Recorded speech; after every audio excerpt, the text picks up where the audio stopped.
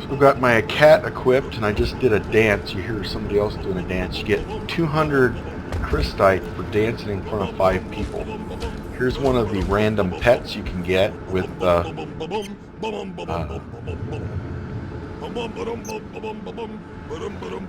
this Strike Force 1.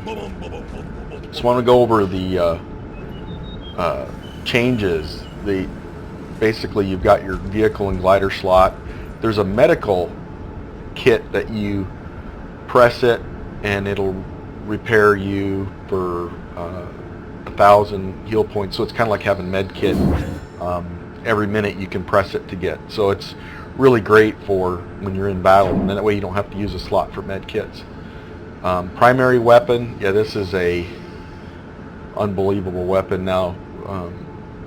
Once the mods get released where you can actually craft them, it'll be better, but you get them, like I've got 155 slots and about 80 items that I keep in the slots. It actually fills up, and I have to watch my backpack not to go. It fills up like twice during just the session. So just everything drops something.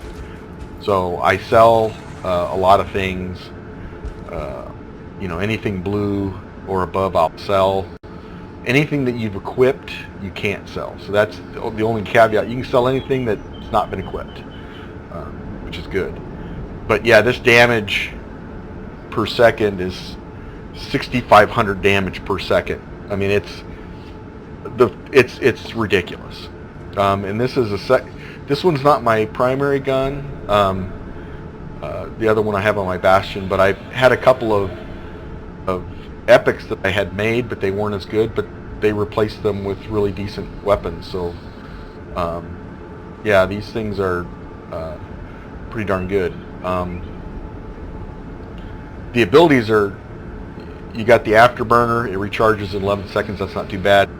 You can't yet get them to where you can stack them yet, so once I get those, then that'll be better. This is what I think is cool, this fuel air cloud. You toss the cloud and then you use your flamethrower and light it up. Anything that runs into it just bursts into flames. It's great. And that goes really well with the fuel air bomb. Same deal, you throw it out there and it'll ignite, but I can ignite it with my flamethrower as well. And then the thermal wave doesn't just throw out a wave, it's a blast that I can direct for a period of time, and it just wipes out everything. I mean, 8,000, almost 9,000 damage per second. It's pretty unreal. So now what they do is they give you instead, like, you still have your regular core. So I've got my core, but you also get headgear that adds health to your frame, and this one does, and you can have it do energy recharge, jet recharge, increase your jet energy. So every one has 3 or 4 variants per each one. Same, you got OS, same thing. This one has ability rating 9, potency rating, so it increases your ability, but you can increase other things. Reactor, increases jet energy. This one increases jet. I got a lot of jet recharge because I wanted to be able to jump more. And then your leggings. Now I do have some gadgets on my other guy, but gadgets are stuff you do doing missions. You find them. I just haven't put any on this kit. So that's and then also for your melee you can have, like, this one's got a single. This is a punch. You can have a punch, a sword, or grenades. So on my Bastion I got grenades because I don't want to get in close. My Nighthawk, I have the sword, which is phenomenal. Anything within the range of that sword, any base, look, the melee damage is 4,000, right? So anything within that range for the sword, it kills them all. So you just run into a group, throw the sword, they all drop, which is great. Now, on the Bastion, I've got all my purples. See, these are all blues. I got one set of purples on it. I just didn't want to spend time swapping them over every time I change kits, but the blue ones are good. So yeah, like, basically you get, like, for the Bastion I got unlimited grenades, so every 2 seconds I can throw a grenade. So that's kind of cool. But yeah, all the epic weapons that I had crafted, like this one was the Menace Now it's the salamander. Yeah, the salamander is unbelievable, and I'll show you how that works as far as how it actually, it's different than it, before it used to shoot like a blast. Well, now look what it does. It's like a stream that anything that gets caught in there, that's 9,000 damage or whatever the hell, and they just all ignite. It's freaking crazy. So yeah, and drop the cloud, ignite the cloud, boom, everything in there burnt up. Just unbelievable. And the thermal wave, so basically it's got that 9,000 damage there, so that's pretty cool. But watching enemies just evaporate, because hardly any of them have 10,000 or more hit points, and if they do, they just evaporate. But yeah, getting on BK and then doing crits, it just melts. So yeah, it's pretty fun. So that's the Firecat. Of course, they got rid of a lot of the paints. Of course, I haven't put any paints on, but yeah, the copper paint's gone. That's what it's supposed to look like, but it's not doing what it's supposed to do. But yeah, they got rid of most of the stuff you have to buy now. But I should have a Firecat paint, that's what it's supposed to be. Yeah, there we go. And that's what it's supposed to be. Oh, there we go. Now it's on. Okay, it was supposed to be on. But yeah, a little limited there. But yeah, that's the Firecat, and I'm kind of digging the, you know, it's tanky enough. It's only got 23,000. It's different because the layout of the because the hit points were higher in the other suits, but I think you take less damage based on your overall kit. And then this one's a level 14 because they gave me these for every kit that I had at 40, they gave me one on use grants 40 million experience points. This experience gain is not affected by boosts. So basically, you know, I've got all 40 frames, so I'm gonna, as I use each frame, I'll drop one of these on them. But yeah, I've seen people drop them all in one frame and they're at level 230, but yeah, it's pretty crazy. And then you got these kits. Every day we get epic kits that will give us epic things for your current kit that you're wearing. So the next day I'll put a different kit on, give me some epic items that I may or may not be able to use for that kit. And I actually got this salamander, and I had a salamander, but this one was better. It was a blasting salamander. I got a flaming salamander to replace the menace, so I went ahead and took this one because it actually had better stats to it. But yeah, here's the key. So if you see, what does it give you? Experience, nah. Armor will get you a piece of battle flame gear, nah. Modules, so yeah, let me activate that and see what I get. A rare cache. Well, rare caches you don't have to spend keys to open, which is good. Oh wow, oh wow. Whew. It's more than I ever got on anything else. Okay. So, modules, that's what I want.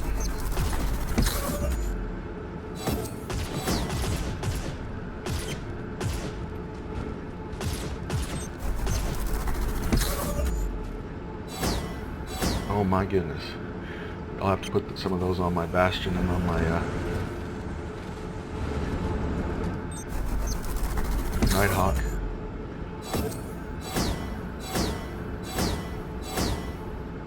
So these are your green ones. The blue ones are going to be better. But the modifiers will fit on both abilities and weapons, depending on.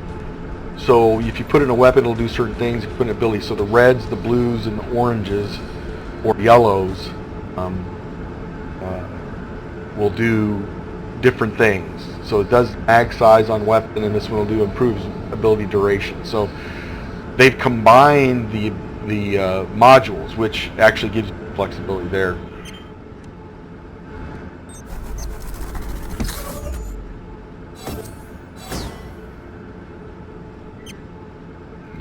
key left. Range modifier, radial amplifier. Area of effect. So area of effect, obviously, that would be better for an ability. Weapon size, and that's good. And weapon range, that's good. So yeah, so I'll put those on whenever. But that's good. So I've got a bunch of. Obviously, I'll get rid of that, and then I'll slot all those. Yeah, I have this one here. This was the Jackal they replaced with this Jackal. So this is the one I had, and this is the one they replaced it with. So I got this one to salvage. I just hate to salvage something I made, but I'm gonna have to. So that's kind of a little bit of the differences with what they've done.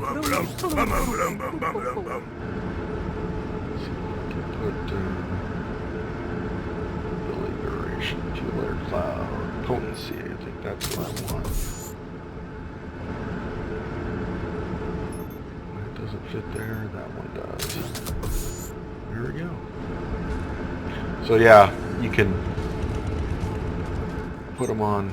So this way we'll. That one. Actually, no, I know.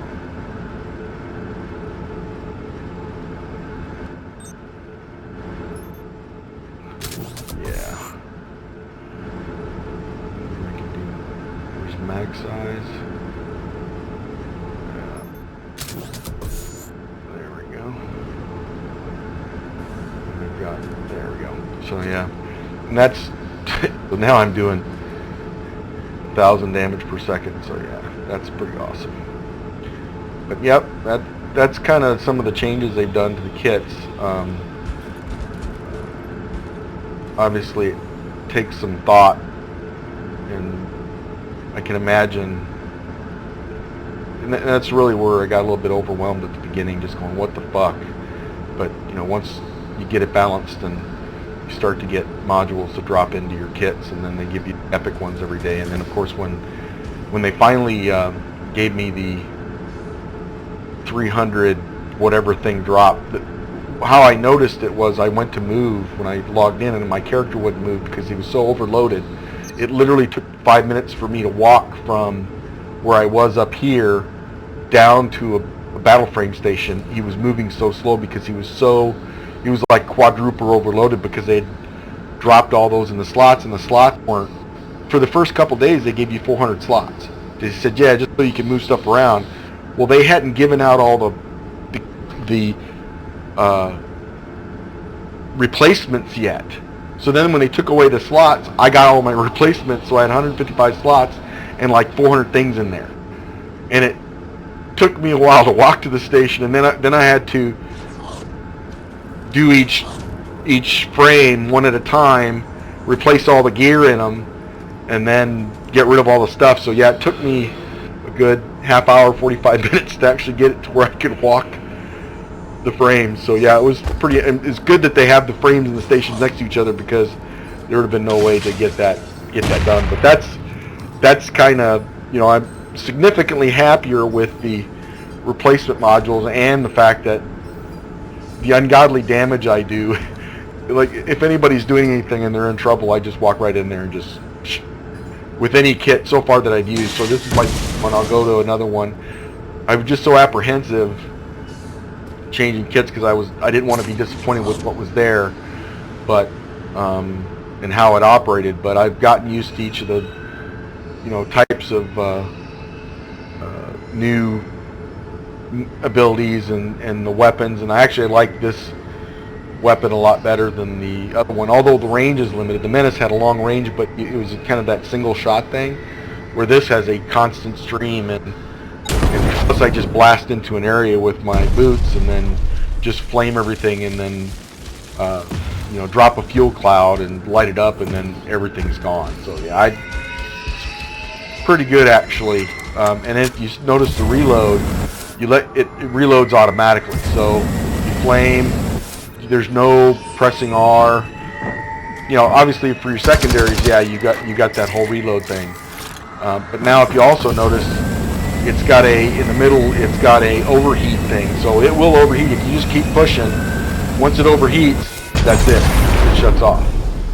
So you got to wait till it cools back down before you can shoot it again. So yeah, you just got to be cognizant of that. So you want to do bursts, you know, make sure you don't get it to over. But if you need to leave the stream on, just leave the stream on. I can take down most bosses with a single stream, and then drop a fuel cloud, and then boom, they're done. But so that's, each kit's got a little bit different things, and getting used to it. But I'm kind of digging it. But I can see from an overwhelming perspective at the beginning. And then what I've really been focusing on is these, you've got this bounty system, and like the daily ones, of course, contractor was do 3 areas jobs, meh. But, you know, do 3 wandering encounters, kill 50 enemies while in a bounty group. You just start a bounty group, and then you go do a couple bounties, and boom, you got it. Kill 50 chosen. And then drive a vehicle 5,000 meters, boom, done. Like, these are quick ones, and they rotate. So, kill 15 chosen without dying. Revive a guy. Now this one will replace with revive 3. This one will replace with something. Skydiver, do 500 meters. There's 600 meters without dropping. So I can do this one just by dropping my thing and then constantly jumping on it, and I'll get it. And you get 200 Christites easy. And then and these 3 rotate every time you get a new one drops in there, and it's different. And it'll be like dance in front of 5 people, and you know, they got some really crazy ones, but I mean, they're like drive 500 meters. So like when you're in the battle, all of a sudden you'll just be getting quick bounty, because you'll be doing things in normal gameplay that you'll get these bounties for, and your screen will have a whole list of those notifications, and like you'll do a couple of things and come back with, you know, 1,000, 2,000 Christite and a whole bunch of stuff that you've done. So yeah, I don't know. I'm hopeful that they get the crafting system out and they open up new areas, which they're supposed to. But like, this is FOB Sagan, and if you noticed before, this used to be it. FOB Sagan is a whole complex now. It's got, I guess it's the whole, this is the main meeting area for, and there's stuff that happens. So there's front gates and back gates, and so they've done some artwork at least to a lot of the areas. And you can't just drive looking at your map anymore, because obviously they put shit on the road. And you know, the first time I was driving around, all of a sudden my car blew up because I ran over a mine, and then 6 dudes jumped me. So yeah, the whole ambush thing is kind of cool. So you can't just be willy-nilly driving around. You can see all the people with their epic gear, and then you get the noobs. So yeah, that's just a quick kind of overview of kind of the simple things that are in there. But yeah, this is FOB Sagan, which is significantly changed. Rock faces are still the same, but they added a whole bunch of different art to kind of enhance it. But they've done that to a lot of areas. They've, you know, added a bunch of things to it. So at least it's not just they took stuff away, but you know, the gameplay is different, and I think they tried to simplify things. The reputation is obviously a lot simpler, but it still exists. But the vendors that sell stuff, I don't know. And your bounty points that you get every day, they lead up to these things. So once you get to this kit, you get a rare epic item, a chance for a unique epic item, and then a chance for a legendary fragment. So once you get legendary fragments, you can craft legendary things as soon as they get that stuff all doing. But you know, as you get through, you get all these things. So I got 5 security keys on this gold bounty. So every day you just do bounties, and you can get stuff. So you don't even have to do missions or instance things or all that other crap. You can just walk around and get bounties and get stuff too. So I don't know. I'm still kind of on the fence. They still got BK. They still got OCT. It's a little bit different, but I'm not having any trouble with gameplay. Somebody's healing me. No. But yeah, the pets are interesting. Like you get a girl with a hat and she dances weird, and but that's kind of cool. They follow you around.